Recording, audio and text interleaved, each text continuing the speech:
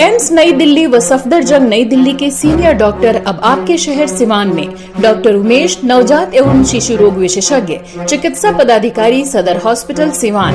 Doctor Umesh जो आपके बच्चों का कर रहे कुशल व बेहतरीन इलाज। सुशीला देवी हॉस्पिटल, डॉक्टर उर्मिला अखौरी के सामने, hospital road Siwan. Mobile number 9199720654 और 7250722154।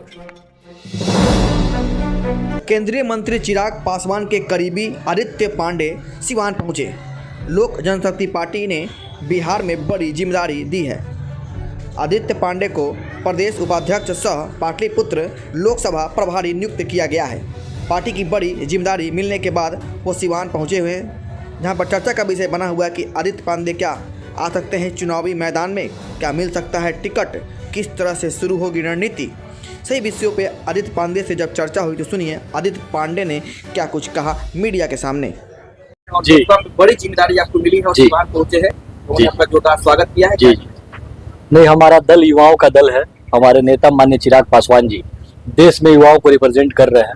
एनडीए गठबंधन में आपने झारखंड देखा हो, महाराष्ट्र देखा हो, सब जगह चिराग जी ने भाजपा और एनडीए गठबंधन के लिए प्रचार किया। बिहार में भी अब युवाओं को बढ़ाने की बारी है और बिहार फर्स्ट, बिहारी फर्स्ट के नारे के साथ, इस विजन के साथ हमारे नेता काम कर रहे हैं और बिहार का एक एक युवा वो जात पात से ऊपर उठकर हमारे नेता के साथ जुड़ रहा है और निश्चित बिहार भी ये परिवर्तन देखेगा। चिराग जी सबसे बड़े नेता है और इसका परिणाम आगामी विधानसभा चुनाव में सब देखेंगे। सिवान में कुल कितनी सीटें मिलने जा रही है? नहीं, ये तो अभी गठबंधन का कार्य है। सारे बड़े लोग बैठेंगे, पार्टियां बैठेंगी, अध्यक्ष बैठेंगे, फैसला होगा। हम तो बिहार की हर सीट पे लड़ रहे हैं और सिवान की हर सीट पे भी हम लड़ रहे हैं। जी, चिराग पासवान को अपने मुख्यमंत्री बनाने का दावा कर रहे हैं, जब दो एनडीए में बीजेपी भी है, जदयू भी है, उसके बाद चिराग पासवान कैसे फिट बैठते हैं?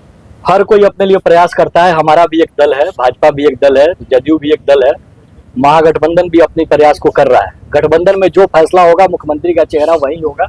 एक कार्यकर्ता के तौर पर सिर्फ मैं ही नहीं, हमारे दल का एक एक कार्यकर्ता ये चाहेगा कि चिराग जी बिहार के मुख्यमंत्री। 2024 में जब धर्म संकट में पड़ गए मोदी जी तो चिराग जी को हनुमान बोला गया मोदी जी का, और देखिए कि सरकार बिगड़ रही थी, लेकिन चिराग ने देखिए जब हम गठबंधन से बाहर भी चुनाव लड़े थे बिहार में, फिर भी खुले मन से हमारे नेता ने हमेशा मोदी जी के लिए ऐलान किया था और अपील किया था।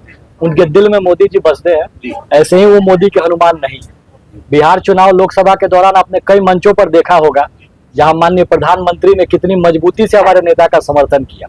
ये बताने के लिए काफी है कि वो मोदी जी के हृदय में कैसे बसते हैं और हमारे नेता के हृदय में मोदी जी का क्या स्थान है। सर, लगातार आपने सामाजिक कार्य किए हैं, नन्हे कदम के थ्रू आपने बहुत समाज के कार्य किए हैं, अब पार्टी की जिम्मेदारी मिल गई तो कैसे फिर निभाएंगे?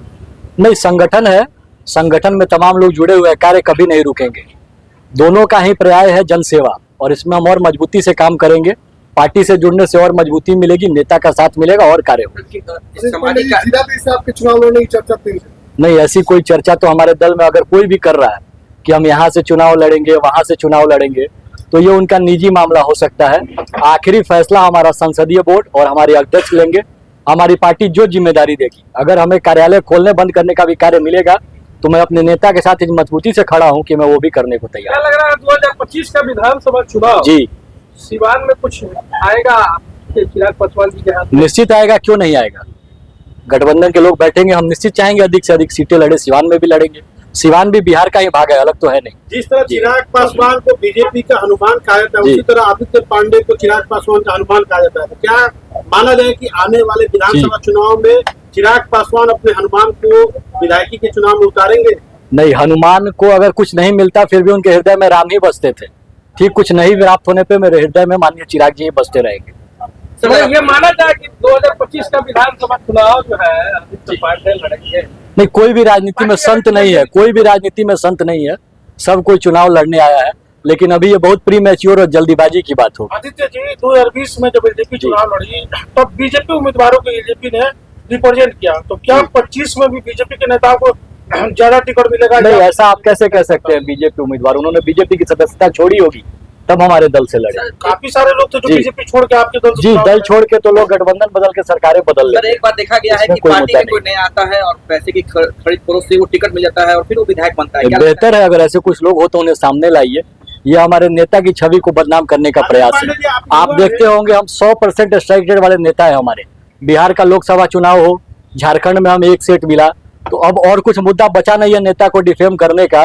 तो भ्रष्टाचार वाले लोग ऐसे आरोप लगाते हैं जिनका कोई आधार नहीं। आदित्य पांडे जी, आप युवा है और जी। आपने कोरोना काल में नन्हे कदम सामाजिक संस्था के माध्यम से काफी मदद की लोगों जी की। जी जी तो क्या माना जाए सिवान में जो एलजीपी लगभग खत्म होने के कगार जी। पे है, आप युवा है तो माना जाए कि आप एलजीपी मजबूती से काम करेगी और पार्टी का जो जन स्तर है वो बढ़ेगा लोगों के लिए? नहीं, एलजेपी खत्म नहीं है। हमारे पार्टी के संस्थापक श्रद्धेय रामविलास पासवान जी के प्रयास और उनके कार्य, आज भी अगर पूरे देश में दबों कुचलों और पिछड़ों की आवाज किसी ने उठाई थी तो रामविलास जी थे। दल खत्म नहीं है, सारे लोग हैं यहाँ पर। जैसे ही चुनावी मोड में पार्टी आएगी आप सब देखेंगे। सर पॉलिटिक्स के बाद सामाजिक कार्य आपका क्या जुड़ा है लोगों के बीच? नहीं, सामाजिक कार्य संगठन द्वारा शिक्षा के क्षेत्र में, पर्यावरण के क्षेत्र में, तमाम क्षेत्रों में जारी है और वो होते ही रहेगा। चलिए, क्या कहेंगे सीवान वासियों को शुभकामनाएं देना चाहेंगे? भाई अब तो नया साल आ रहा है, मैं सबको नए साल की हार्दिक शुभकामनाएं देना चाहूंगा और चाहूंगा सबका जीवन मंगलमय और सब उन्नति की राह पे बढ़े।